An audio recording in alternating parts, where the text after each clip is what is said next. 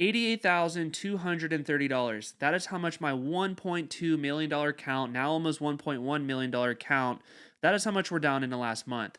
Everybody's freaking out right now. Everybody's calling for an AI bubble, a valuation bubble.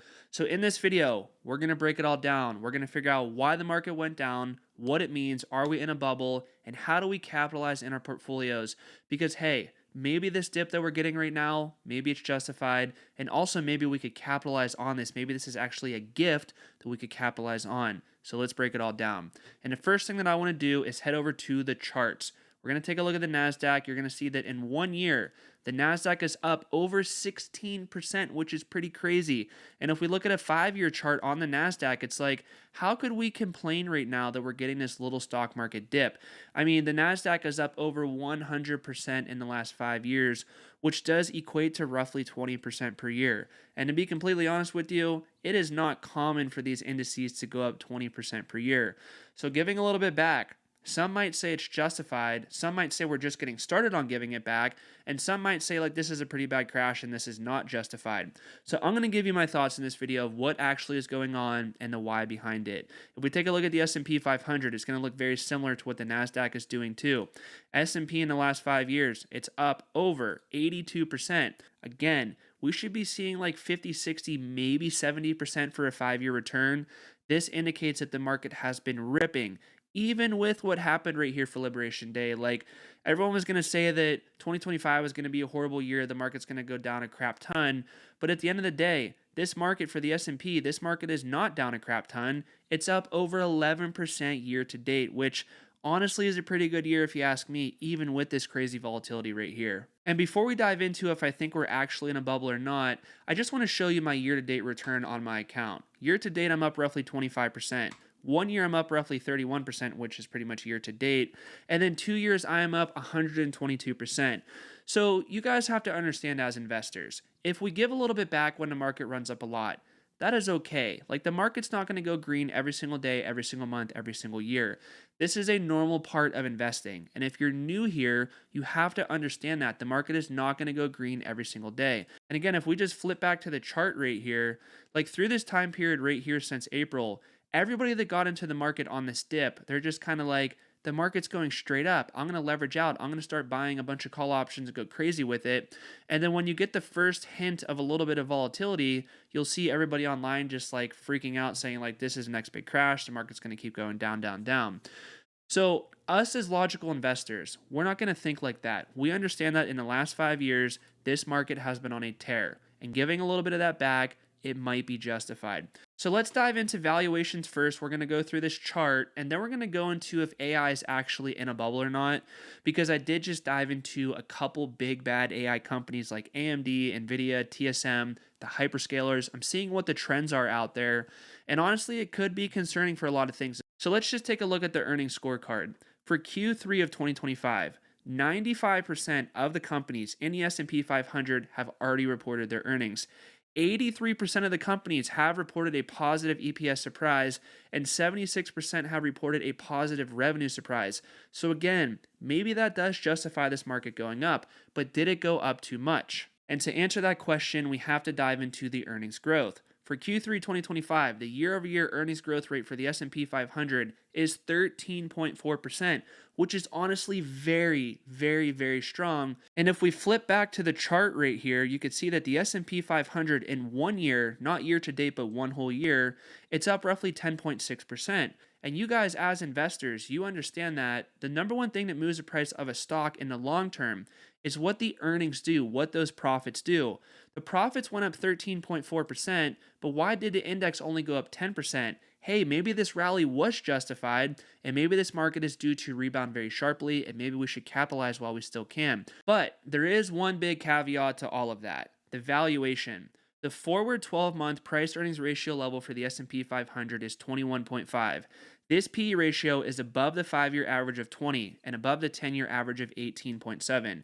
That's kind of correlated on this chart below. And the question that you should be thinking about right now is like, hey, Brandon, yes, PE ratio is a little bit higher than a 5-year average and a little bit higher than a 10-year average, but isn't earnings per share growth really strong? Like, we had 13.4% year over year earnings per share growth. Doesn't that justify a 21 for the PE ratio?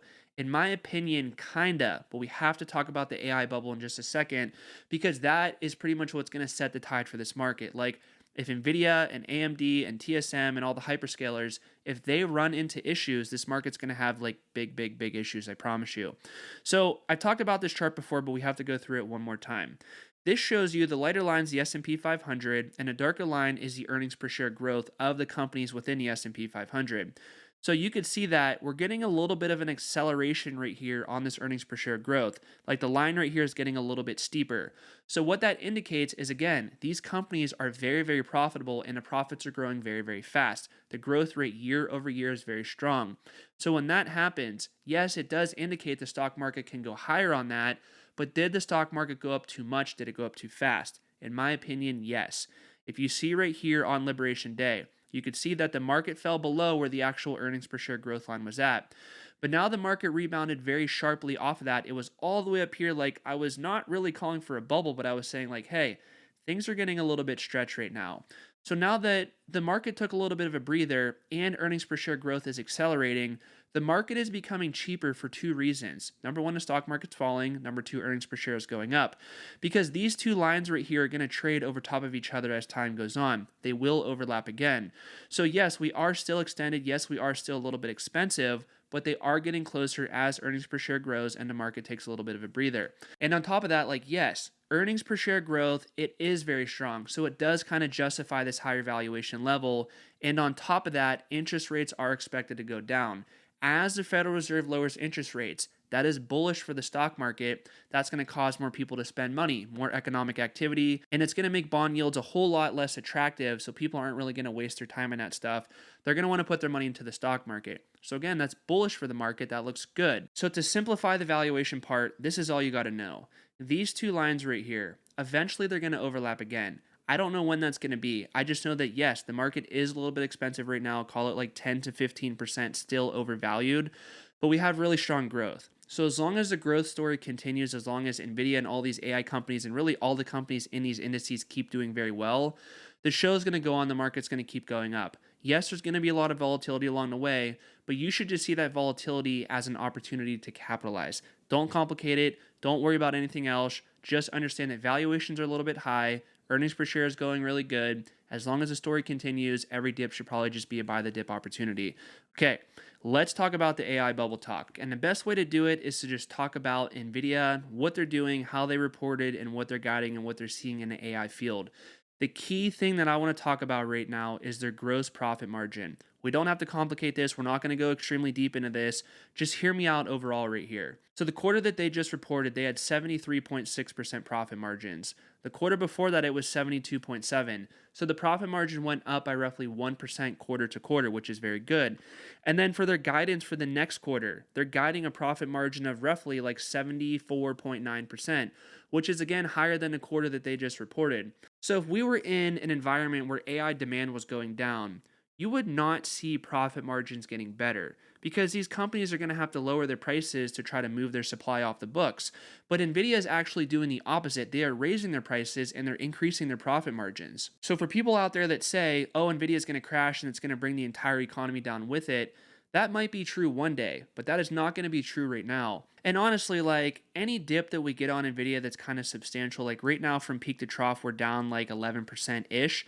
Any dip like that, in my opinion, is going to be a buy the dip opportunity because earnings per share is going way up, profits are going way up, and whenever the stock goes down when profits are going up, that is going to be a buying opportunity for us there. So again, I don't think that AI is a bubble based on valuations. I do think that AI could be a bubble based on the financing aspect of it, and that's what pretty much everybody is talking about. So let's just take a look at Meta really quick here. We're heading over to Gainify. If we go over to estimates, we go to annual, and we flip over to capital expenditures. This is basically just showing you how much money Meta is spending on AI data center build out. They are spending honestly like a crap ton of money on it. For 2026, they're expected to spend $108 billion, and they're only bringing in a revenue of $234 billion. So while many people might think that is a problem, if we take a look at their free cash flow, it's not like this company is not expected to be free cash flow positive. Like, they are funding this with money that they're making from the business. So the business is strong and they're just spending some of those profits to invest in the future of AI. That is one example of what's happening with Meta. If we take a look at Google, you're going to see a pretty similar situation there. Their revenue looks very good. For 2026, we're expected $453 billion of revenue. But the capital expenditures, it's like roughly 1/4-ish of their total revenue. Their free cash flow, like, look at this. It is a very profitable company. So while they're building out the data centers quite a bit right here, they're eventually going to slow down that data center build out, and then that's going to be realized in a bottom line as profits because they're going to spend less money and then they're going to monetize those data centers. So you can see their free cash flow is expected to blow up quite a bit once that data center build out slows down, and that's also going to translate to earnings per share doing pretty well also. Let's look at another company like Amazon. They spend a lot on capex. Let's take a look at their revenue. 2026 was roughly $793 billion. Pretty crazy revenue right there, by the way. Capital expenditures, though, $153 billion. So while it is a lot of money to spend on capex, again, they are free cash flow positive. All these companies, the majority of these hyperscalers, they are funding this AI data center build out with money that they actually have. So to answer the final question that you came here for, do I think that AI is a bubble? The answer is no. There are some companies, there are pockets in the AI sector that definitely are a bubble, but overall, the overarching build out of these AI data centers and what's actually coming in the future, self-driving cars, humanoid robots, AI agents, that is going to be the future, and these companies are just building that future right now. So when you're in the transition of this happening, a lot of people think it looks crazy for how much money they're actually spending. But if you really think about this, it's like, guys, we are literally trying to invent human intelligence. That's a pretty crazy thing to think about right now. Like, what other time in history have we tried to invent human intelligence? When have we tried to have self driving cars or AI robots or AI agents that are maybe going to replace human labor? Like, it's crazy what's happening right now. So, yes, these markets are going to be very, very volatile the next couple years. But the benefit of that is there's going to be a lot of opportunity for us to capitalize. And on the flip side of that, this is a critical time to not be over leveraged right now. This market, guys, it could easily swing up or down 40% in a given year from peak to trough. So you have to be prepared for that. And companies that maybe ran up a lot that are now at a higher valuation level, that maybe have the future already priced into the current stock price right now, maybe consider trimming a little bit, trim 20, 30, maybe even 50% of that stuff, and then go reallocate that to a really good company at a really good price, and you're probably going to get a better return on that company. So again, buy things when they're cheap, sell things when they're expensive. And to wrap it up on this minus $88,000 thing right here, this doesn't bother me one bit. When you have an account that's over $1 million, like, this isn't to brag or anything, but this is all just relative. This is only a 7% fluctuation in a month. Like, again, 1 year I'm up 31%, 2 years I'm up 122%. I'm going to be just fine. But for other people out there that might start losing their pants on stuff like this, but when you've been doing this for a while, when you really understand that, hey, this is just a normal market cycle where the market goes way up, it takes a breather, goes down a little bit, we capitalize, and then it goes back up with time. Hey, maybe not every dip is going to be like a buy the dip V-shaped recovery every single time. Maybe we get W-shaped recoveries or K-shaped recoveries, whatever it may be, or U-shaped recoveries. There's all these different recoveries that we could get.